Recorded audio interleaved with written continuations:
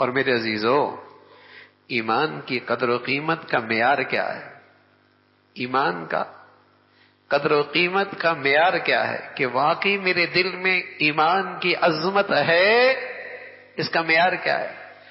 فرمایا فَمَن يَكْفُرْ بِالطَّاغُوتِ وَيُؤْمِن بِاللَّهِ فَقَدِ اسْتَمْسَكَ بِالْعُرْوَةِ الْوُثْقَىٰ۔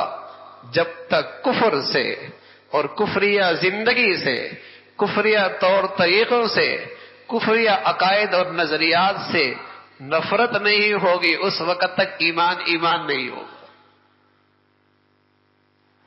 فَمَن يَكْفُرْ بِالطَّاغُوتِ وَيُؤْمِن بِاللَّهِ، ایمان بعد میں، پہلے کفر سے نفرت ضروری ہے، کفر کے طور طریقے سے نفرت ضروری ہے، ایمان بعد میں ہے۔ لا الہ پہلے نفرت ہے، الا اللہ بعد میں ہے۔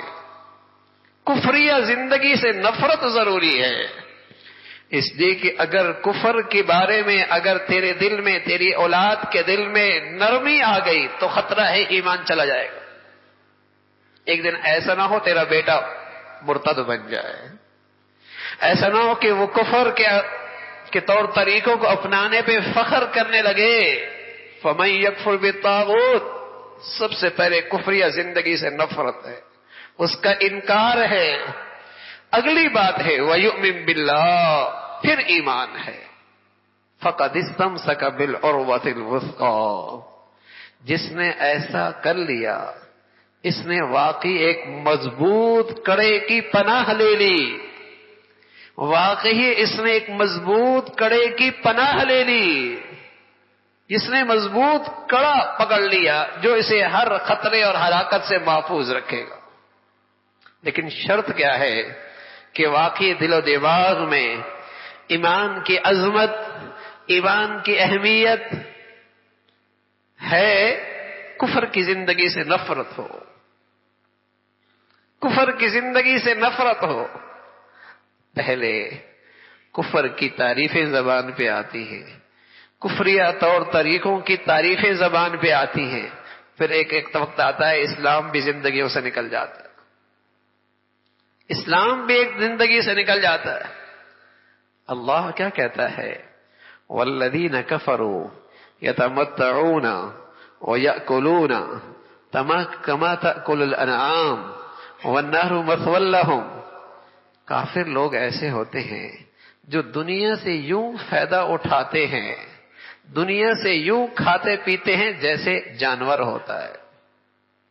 اللہ کی بندگی کے بغیر زندگی ایسی ہے جیسے ایک حیوان کی زندگی ہوتی ہے۔ اللہ کی بندگی کے بغیر زندگی ایسی جیسے ایک حیوان کی زندگی ہوتی ہے، جیسے ایک حیوانی زندگی ہوتی ہے۔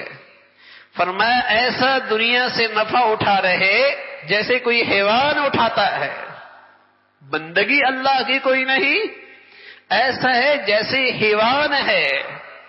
اولئک ہم شر البریہ، اولئک ہم شر البریہ، روئے زمین پہ بدترین مخلوق ہے جس کے جینے مرنے کا مقصد صرف دنیا سے فائدہ اٹھانا ہے، جس کے جینے مرنے کا مقصد صرف دنیا سے نفع اٹھانا ہے، روئے زمین کی بدترین مخلوق ہے۔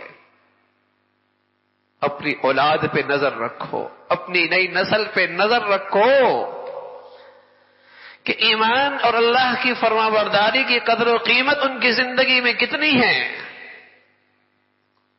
کس سطح پہ میرے بچے کھڑے ہیں، میری اولاد کس سطح پہ کھڑی ہے۔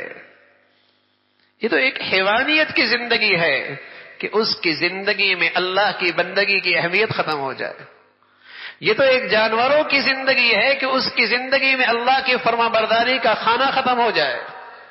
وہ تو ایک حیوان ہے جن کا سوچ اور فکر صرف کھانے اور پینے تک رہتی ہے۔